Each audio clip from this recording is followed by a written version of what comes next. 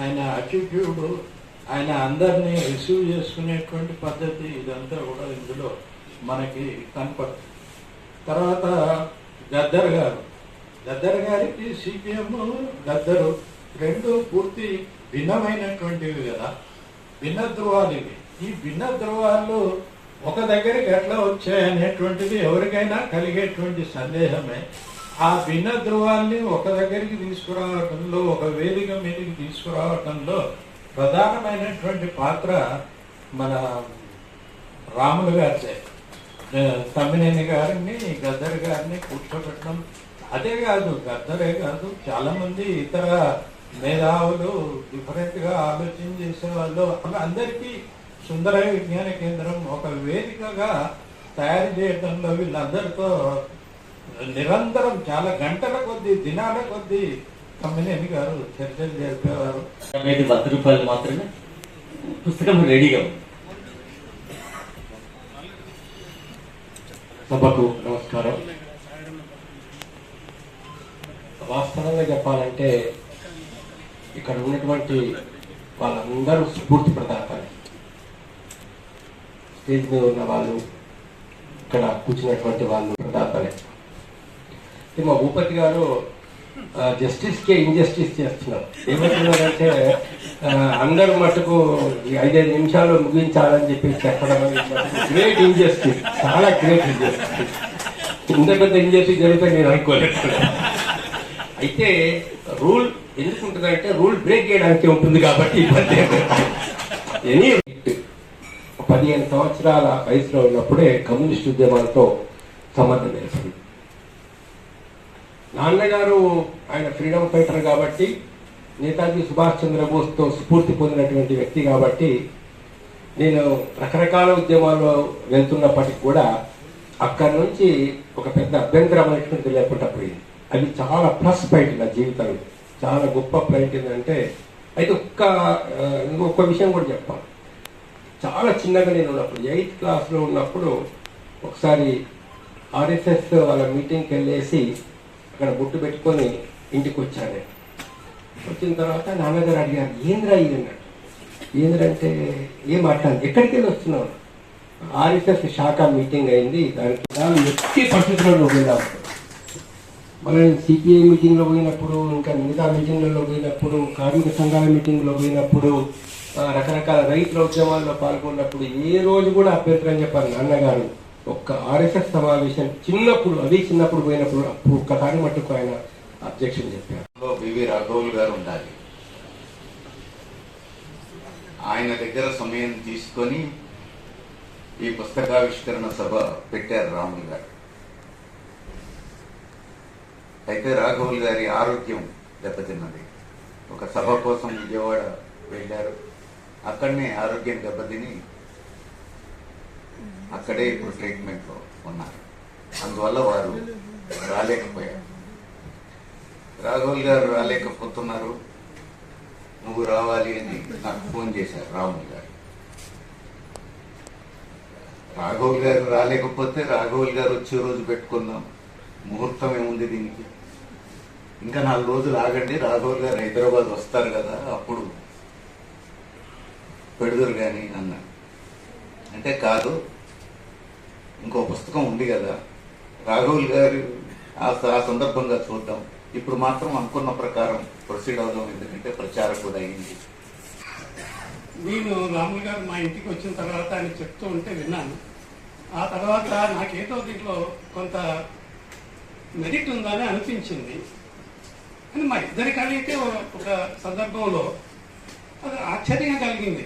Arts కాలేజీలో ఏదో సమావేశం ఉంటే అన్ని టెన్షన్గా గడియారపు జీవితంలాగా రాములు గారు నేను అక్కడికి వచ్చాము, అక్కడికి ఎవరు రాలేదు, మేము మాట్లాడుకుంటూ నా ఆర్ట్స్ కాలేజీ తెలుగు డిపార్ట్మెంట్ చూపిస్తూ ఇది నాది, హెడ్గా చేశాను, ఇక్కడ ఎన్నో చేశాను, నేను 4 సబ్జెక్టులలో 4 PhDలు చేశాను, తర్వాత ఎన్నో రాశాను పుస్తకాలు, ఇప్పటికి 45 అయింది ఇలా సంగతి అని అంటే, అప్పుడు ఏమన్నాడంటే, అన్న నేను ఒక పుస్తకం రాశాను మీకు ఇస్తాను చూస్తారా అని అన్నాను. అంతే.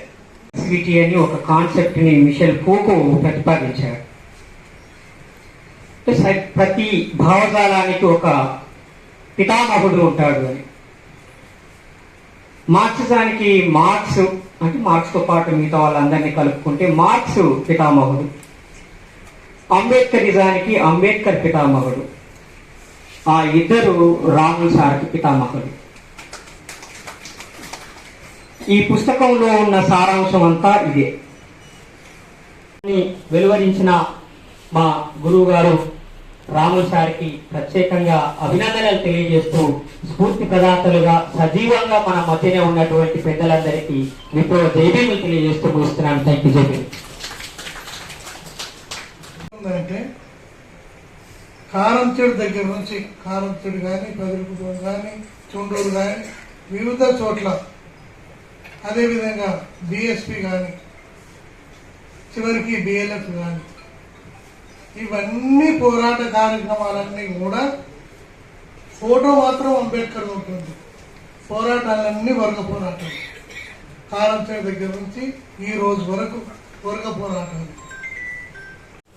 ఆ మార్క్సిస్ట్ ప్రభావం వల్ల ఏమైందనంటే ఈ చనిపోయిన వ్యక్తులకు అందరికీ కూడా ఎక్స్గ్రేషియా ఇవ్వాలి, వాళ్ళకి సంబంధించిన చనిపోయిన వాళ్ళకి కానీ వాళ్ళందరికీ ఉద్యోగాలు ఇవ్వాలనేటువంటి ఉద్యోగం ఉంది. కానీ ప్రత్యామ్నాయంగా ఆ జరిగిన మానవకాండకు వ్యతిరేకంగా, ఆ శక్తులకు వ్యతిరేకంగా ఉద్యమాలు ఏవైతే ఉన్నాయో ఖచ్చితంగా వాటి మీద ఒక వర్ణ పోరాటం లాంటి కార్యక్రమం జరగలేదు.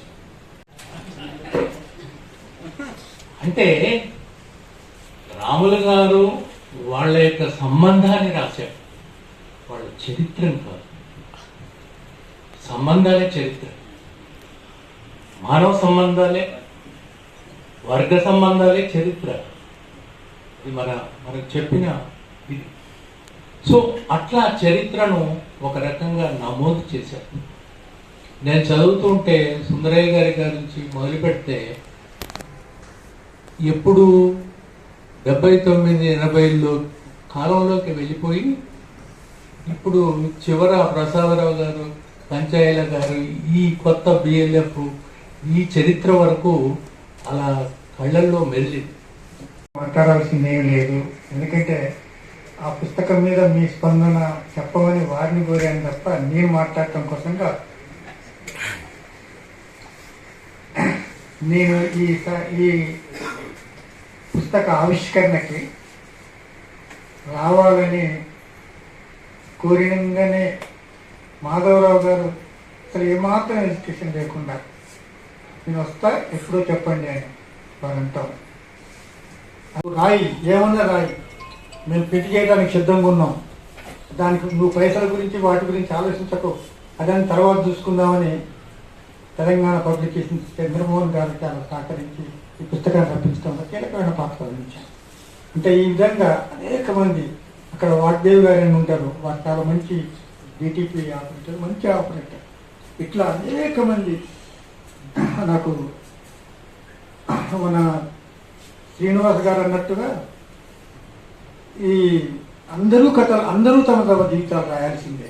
ప్రతి జీవితం విలువైందే, ఇది నేను చెప్పగలుగుతుంది. ఎందుకంటే ప్రతి జీవితంలో కొత్త అంశాలు ఉంటాయి. అని మనకి ఏడు ముద్రలు, ప్రతి వేలు ముద్ర ఇంకొక ఏలు ముద్రకి ఎట్నైతే కలవదో అట్లనే ప్రతి జీవితం లోపల కూడా సిమిలారిటీస్ కొన్ని ఉన్నా డిఫరెన్సెస్ చాలా ఉంటాయి. రేపటి సమాజానికి ఉపయోగమవుతాయి. ధన్యవాదాలు చెప్తూ మీ అందరికీ. గుడిసెల రాములు అని పేరు ఉండేది. అంటే గుడిసెలు వేయించేదన్నట్టు అక్కడ సుమారు 30,000 గుడిసెలు వేయించినటువంటి చరిత్ర నాగయ్య గారు, రాములు గారు వీరికి ఉంది అనేటువంటిది ఒక గొప్ప అంశంగా నేను మీ దృష్టికి తీసుకొస్తున్నాను. ఈరోజు పుస్తక ఆవిష్కరణ గురించి ఈరోజు లాల్ నీల్ స్ఫూర్తి ప్రదాతలు పుస్తకాన్ని ఆవిష్కరించడం జరిగింది. అందులో 10 మంది ప్రముఖులు ఉమ్మడి తెలుగు రాష్ట్రం లోపల చాలా కీలకమైన వ్యక్తులు, కాకి మాధవరావు గారు, జస్టిస్ చంద్రకుమార్ గారు, గద్దర్ గారు, శంకరన్ గారు, అదేవిధంగా ప్రొఫెసర్ జి రామరెడ్డి గారు, కంచె ఎలయ్య గారు, కత్తి పద్మారావు గారు, డాక్టర్ ప్రసాదరావు గారు, వీరందరితో నాకున్న సన్నిహితమైన సంబంధాలని, మా మధ్యలో జరిగిన చర్చలని ఆ పుస్తకాలలో రాయటం జరిగింది. ఆ పుస్తకాన్ని ఈరోజు ఆవిష్కరించడం జరిగింది. దానికి మీ పెద్దలందరూ కూడా హాజరయ్యారు. వారి రియాక్షన్స్ మీరు వినింటారు. ఏదేమైనా ఆ పుస్తకం ద్వారా నేను చెప్పదలుచుకున్నది ఏంటంటే, భారతీయ సమాజం లోపల అభ్యుదయ శక్తులన్నీ ఐక్యం కావాలి, లాల్ శక్తులు నీలి శక్తులు ఐక్యం కావాలనే ఉద్దేశంతో ఆ పుస్తకం లోపల రాయటం జరిగింది. ఆ స్ఫూర్తితో పనిచేయాలనేది ఈ పుస్తకం ఆవిష్కరణ సందర్భంగా అందరూ సందేశాల ద్వారా తెలియపరుస్తున్నారు. నేను అదే విషయాన్ని చెప్పాను. సార్, మీ ద్వారా ఇది ఎన్నో పుస్తకం, ఎన్ని పుస్తకాలు రాశారు ఇప్పుడు? నేను అంతకుముందు తెలంగాణ వారసత్వం, అదేవిధంగా నీలం రంగు ఎరుపు, ఇప్పుడు ఈ పుస్తకం లాల్ నీల్ స్ఫూర్తి ప్రదాతలు, ఇంకా ఒక పుస్తకం రాయబడ్డది. లోపలనే దాని ఆవిష్కరణ కూడా ఉంది. ఆ పుస్తకం పేరు నక్సలిజం నాకు ఏమీ రేపింది. అది కూడా త్వరలోపల ఆవిష్కరించబడుతుంది. ఈరోజు వచ్చిన గెస్ట్ గురించి కాకి మాధవరావు గారు, ఉమ్మడి రాష్ట్రానికి చీఫ్ సెక్రటరీ, అదేవిధంగా జస్టిస్ చంద్రకుమార్ గారు, వారు చాలా ప్రాముఖ్యం కలిగిన జడ్జి, మన అనేక సంక్షేమానికి సంబంధించిన జడ్జిమెంట్స్ ఇచ్చారు ఉభయ రాష్ట్రాల్లో. అదేవిధంగా మనకి ఎస్ వీరయ్య గారు, నవ తెలంగాణ మాజీ సంపాదకులు, అదేవిధంగా అనేక మంది పెద్దలు, బిఎల్ఎఫ్ రాష్ట్ర చైర్మన్ గల్లా సూర్యప్రకాష్, అదేవిధంగా ప్రస్తుతం తెలంగాణ నవ తెలంగాణ పేపర్ ఎడిటర్గా ఉన్న ఆనందచారి గారు, అదేవిధంగా ఈసీకే పార్టీ రాష్ట్ర అధ్యక్షుడిగా ఉన్న వెంకట శ్రీనివాస్ గారు, అనేక మంది వచ్చారు. వారందరికీ ధన్యవాదాలు. సార్, ఈ పుస్తకంలో ఎలాంటి సందేశం ఉంటుంది? ఈ పుస్తకంలో రాసిన పుస్తకంలో ఎలాంటి సందేశం ఇవ్వబోతున్నారు? ముఖ్యంగా అభ్యుదయవాదులందరూ ఐక్యపరచాలి. అభ్యుదయవాదుల్లో వామపక్షాలు ఒక ప్రధానమైన అభ్యుదయ శక్తిగా ఉంది, అంబేద్కర్ వాదులు ఒక ప్రధానమైన అభ్యుదయ శక్తిగా ఉంది. ఈ రెండు శక్తులు కలిస్తే భారతీయ సమాజంలో మార్పు తీసుకురావచ్చు. అదేవిధంగా ప్రస్తుతం ఉన్న ఈ ఫ్యాసిస్ట్ పాలనను కూడా పోగొట్టుకు అనే ఉద్దేశంతోనే ఆ పుస్తకం రాయటం జరిగింది. అదే సందేశం ఆ పుస్తకంలో ఉంది. అంతా కనిపిస్తుంది కదా, ఉర్దూకి తెలుగు కనిపిస్తుంది, అలా అనిపిస్తుంది.